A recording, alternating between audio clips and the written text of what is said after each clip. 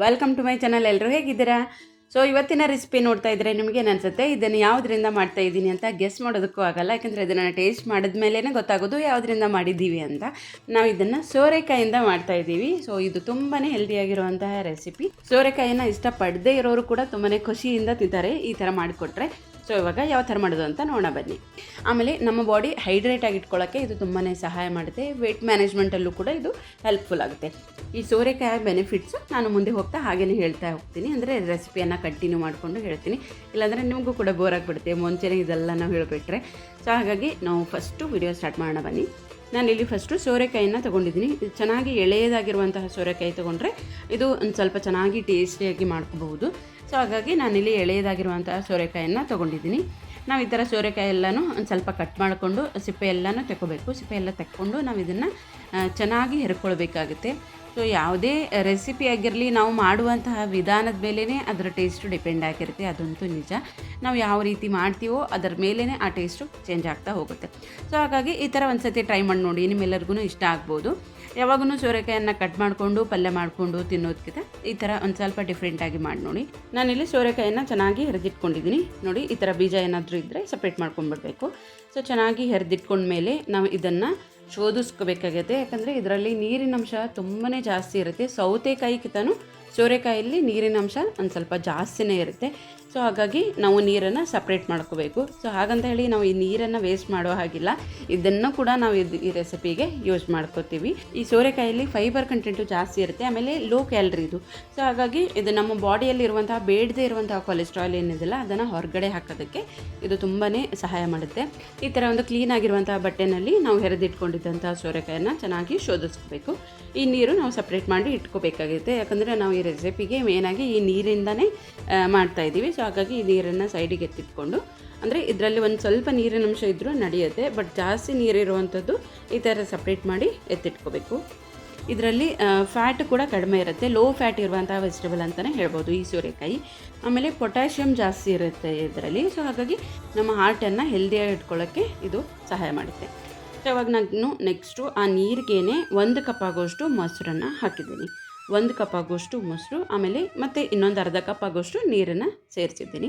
ಆಮೇಲೆ ಅರ್ಧ ಕಪ್ ಆಗೋಷ್ಟು ಕಡಲೆ ಹಿಟ್ಟು. ಸೊ ಇಷ್ಟೆಲ್ಲ ಹಾಕ್ಕೊಂಡು ಚೆನ್ನಾಗಿ ಮಿಕ್ಸ್ ಮಾಡ್ಕೋಬೇಕು. ಅಂದರೆ ಕಡಲೆ ಹಿಟ್ಟದೆಲ್ಲನೂ ಗಂಟಿಲ್ದಂಗೆ ಚೆನ್ನಾಗಿ ಮಿಕ್ಸ್ ಮಾಡಿಕೊಂಡು ನೆಕ್ಸ್ಟು ನಾನಿಲ್ಲಿ ಅದಕ್ಕೆ ಉಪ್ಪನ್ನು ಹಾಕೋತಾ ಇದ್ದೀನಿ. ಆಮೇಲೆ 2 ಒಣಮೆಣಸಿನ್ಕಾಯನ್ನು ನಾನು ಕೈಯಲ್ಲೇ ಮುರಿದ್ಬಿಟ್ಟು ಹಾಕ್ಕೊಳ್ತಾ ಇದ್ದೀನಿ. ನಿಮ್ಮ ಹತ್ರ ಚಿಲ್ಲಿ ಫ್ಲೇಕ್ಸ್ ಇದ್ದರೆ ನೀವು ಅದನ್ನು ಕೂಡ ಹಾಕೋಬೋದು. ಆಮೇಲೆ ಇದಕ್ಕೆ ಒಂದು ಸ್ವಲ್ಪ ಅರಿಶಿನ ಹಾಕ್ಕೊಂಡು ಒಂದು ಸ್ವಲ್ಪ ಚೆನ್ನಾಗಿ ಮಿಕ್ಸ್ ಮಾಡ್ಕೋಬೇಕು. ನಾನು ಚಿಕ್ಕ ಸ್ಪೂನಲ್ಲಿ ಒಂದು ಅರ್ಧ ಸ್ಪೂನ್ ಆಗುವಷ್ಟು ಅರಿಶಿನ ಹಾಕ್ಕೊಂಡಿದ್ದೀನಿ. ಆಮೇಲೆ ಒಂದು ಸತಿ ಚೆನ್ನಾಗಿ ಮಿಕ್ಸ್ ಮಾಡಿಬಿಟ್ಟು ಸೈಡಿಗೆ ಇಡಬೇಕು. ನೆಕ್ಸ್ಟು ನಾನಿಲ್ಲಿ ಈರುಳ್ಳಿಯನ್ನು ಹಾಕ್ಕೊಂಡಿದ್ದೀನಿ. ಸೊಪ್ಪು ಇರುತ್ತಲ್ಲ ಆ ಈರುಳ್ಳಿಯನ್ನು ಹಾಕ್ಕೊಂಡಿದ್ದೀನಿ. ನೀವು ನಾರ್ಮಲ್ ಈರುಳ್ಳಿ ಕೂಡ ಹಾಕೋಬಹುದು ಇದಕ್ಕೆ, ಬಟ್ ಈ ರೀತಿ ಸೊಪ್ಪು ಇರುವಂತಹ ಈರುಳ್ಳಿ ಹಾಕ್ಕೊಂಡ್ರೆ ಒಂದು ಸ್ವಲ್ಪ ಟೇಸ್ಟು ಡಿಫ್ರೆಂಟಾಗಿ ಬರುತ್ತೆ. ಆಮೇಲೆ ಇದನ್ನು ಬರೀ ಸೋರೆಕಾಯಲ್ಲೂ ಮಾಡ್ಕೋಬಹುದು. ಈ ರೀತಿ ಈರುಳ್ಳಿ ಸ್ಕಿಪ್ ಮಾಡಿಕೊಂಡು ಕೂಡ ಮಾಡ್ಕೋಬಹುದು. ಈರುಳ್ಳಿ ಹಾಕೋದ್ರಿಂದ ಸೋರೆಕಾಯಿ ಯಾರು ಇಷ್ಟಪಟ್ಟು ತಿನ್ನಲ್ಲ ಆ ಥರದವ್ರಿಗೆ ತುಂಬ ಚೆನ್ನಾಗಿ ಟೇಸ್ಟಿ ಅನಿಸುತ್ತೆ. ಸೊ ಹಾಗಾಗಿ ಈರುಳ್ಳಿಯನ್ನು ಸೇರಿಸ್ಕೊಂಡು ಮಾಡ್ತಾ ಇದ್ದೀನಿ ನಾನು. ಸ್ಪೆಷಲಿ ಮಕ್ಕಳಿಗೆ ಕೊಡಬೇಕಂದ್ರೆ ನಾವು ಈ ಥರದ್ದು ಏನಾದರೂ ಟ್ರೈ ಮಾಡ್ತಾನೆ ಇರಬೇಕಾಗುತ್ತೆ. ನಾವು ಸೋರೆಕಾಯಿ ಎಲ್ಲನೂ ಹೆರೆದಿಟ್ಕೊಂಡಿದ್ವಲ್ಲ, ಸೊ ಅದು ನೋಡಿ ನೀರೆಲ್ಲ ತೆಕ್ಕೊಂಡ್ಮೇಲೆ ಈ ರೀತಿ ಆಗಿದೆ. ಸೊ ಇದನ್ನು ಒಂದು ತಟ್ಟೆಗೆ ಹಾಕಿಬಿಟ್ಟು ಒಂದು ಸ್ವಲ್ಪ ಚೆನ್ನಾಗಿ ಹರಡ್ಕೋಬೇಕು.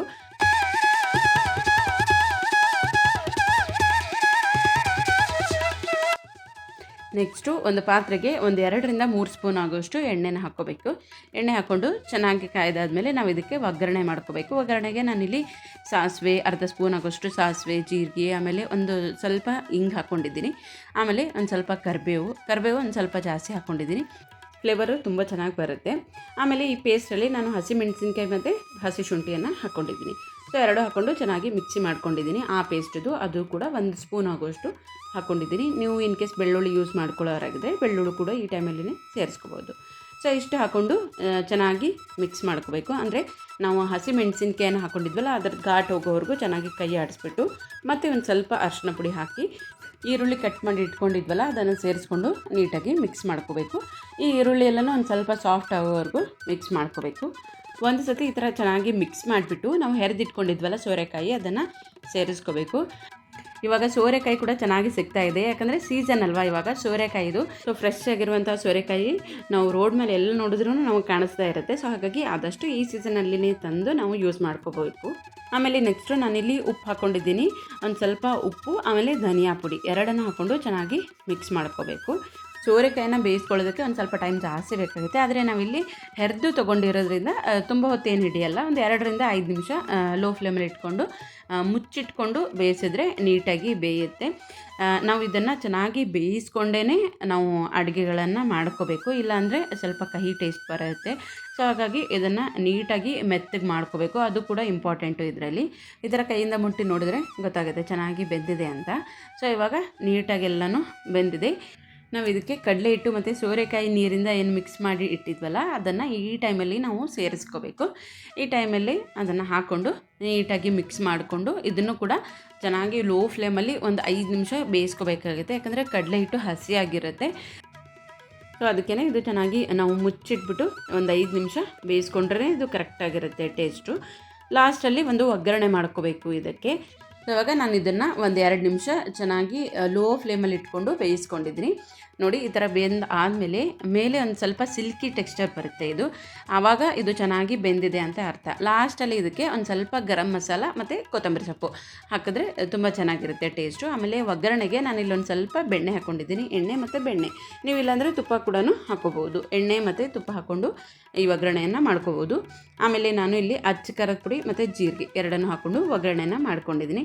ಸೊ ಇದು ಎಕ್ಸ್ಟ್ರಾ, ನೀವು ಬೇಕು ಅಂತ ಅಂದರೆ ಹಾಕ್ಕೋಬೋದು, ಬಟ್ ಬೆಣ್ಣೆ ಹಾಕಿ ನಾವು ಒಗ್ಗರಣೆ ಕೊಡೋದ್ರಿಂದ ತುಂಬ ಚೆನ್ನಾಗಿರುತ್ತೆ ಟೇಸ್ಟು. ಸೊ ನೋಡಿದ್ರಲ್ಲ, ನಿಮ್ಮೆಲ್ಲರಿಗೂ ವಿಡಿಯೋ ಇಷ್ಟ ಆಯಿತು ಅಂದ್ಕೊಂಡಿದ್ದೀನಿ. ಇದು ಒಂದು ಸ್ವಲ್ಪ ಡಿಫ್ರೆಂಟಾಗಿ ಮಾಡ್ಕೋಬಹುದು. ಈ ಥರ ಸೋರೆಕಾಯಿಯನ್ನು ಯೂಸ್ ಮಾಡಿಕೊಂಡು ಚಪಾತಿಗೆ ಇದು ತುಂಬ ಚೆನ್ನಾಗಿರುತ್ತೆ, ಕಾಂಬಿನೇಷನ್ನು ಚಪಾತಿಗೆ ಬೆಸ್ಟ್ ಅಂತ ಹೇಳ್ಬೋದು. ಸೊ ನಾನು ಇದನ್ನು ಚಪಾತಿ ಜೊತೆಗೇ ಸರ್ವ್ ಮಾಡಿದ್ದೆ, ತುಂಬ ಚೆನ್ನಾಗಿತ್ತು. ಟೇಸ್ಟ್ ಅಂತೂ ಬೆಸ್ಟ್ ಕಾಂಬಿನೇಷನ್ ಅಂತ ಹೇಳ್ಬೋದು ಚಪಾತಿ ಜೊತೆಗೆ ಅಂತ ಅಂದರೆ. ಸೊ ವಿಡಿಯೋ ನಿಮ್ಮೆಲ್ಲರಿಗೂ ಇಷ್ಟ ಆಯಿತು ಅಂದ್ಕೊಂಡಿದ್ದೀನಿ. ಇಷ್ಟ ಆದರೆ ಪ್ಲೀಸ್ ಲೈಕ್ ಮಾಡೋದನ್ನು ಮಾತ್ರ ಮರಿಬೇಡಿ. ಆಮೇಲೆ ನೀವು ಇನ್ಸ್ಟಾಗ್ರಾಮು ಫೇಸ್ಬುಕ್ಕಿಂದ ನೋಡ್ತಾ ಇದ್ದರೆ ನಮ್ಮ ಪೇಜನ್ನು ಫಾಲೋ ಮಾಡ್ಕೊಂಡು ನೋಡಿ.